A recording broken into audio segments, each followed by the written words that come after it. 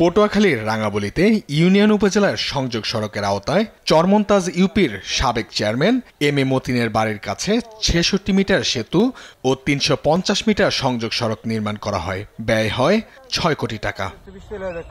তবে এক বছরের মধ্যে গাইডওয়াল ও সংযোগ সড়কে ফাটল দেখা দেয়, যা চলাচলের জন্য ঝুঁকিপূর্ণ হয়ে উঠেছে। স্থানীয়দের অভিযোগ, নিম্নমানের কাজের কারণেই এমন পরিস্থিতি। এটা কোনো ব্রিজের মধ্যে পড়ে না, কাজ যে করে গেছে সব ২ নম্বরই কাজ দিয়ে করে গেছে। এই যে পাশে গাড়ি চলতেছে, এর লগে পিছনে ঠেকনা দেওয়া লাগতো, এই ঠেকনাটা পর্যন্ত তারা দেয় নাই। কাজটা ভালো মতো করে না, এই জন্যই মানে কাজটা এইভাবে ঢইলে পড়ে গেছে। এমনকি এটা কিছুদিনের মধ্যে মনে হয় যে আমরা যে ব্রিজ উঠবো এর ধরনের কোনো সুযোগ মনে আমাদের থাকবে না। ব্রিজটার আবার কাজটা সুন্দর করে রাস্তার কাজটা হোক, যদি এইরকম ছায়া পড়ে তাহলে সংযোগ বিচ্ছিন্ন হয়ে যাবে আমাদের চলাচলের। এলাকাবাসী জানান, গাইডওয়াল জুড়ে ফাটল স্পষ্ট, ফলে পিলারগুলো নড়বড়ে হয়ে গেছে। এতে পথচারী ও বাসিন্দাদের মধ্যে আতঙ্ক বিরাজ করছে। তারা দ্রুত সংস্কারের দাবি জানিয়েছেন। ঠিকাদারের সঙ্গে কথা হয়েছে, দ্রুত সংস্কার কাজ শুরু হবে বলে জানান এই কর্মকর্তা।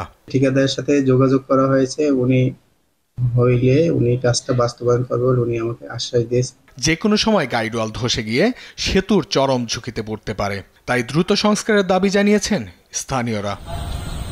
অঙ্কন চৌধুরী, দেশ টিভি।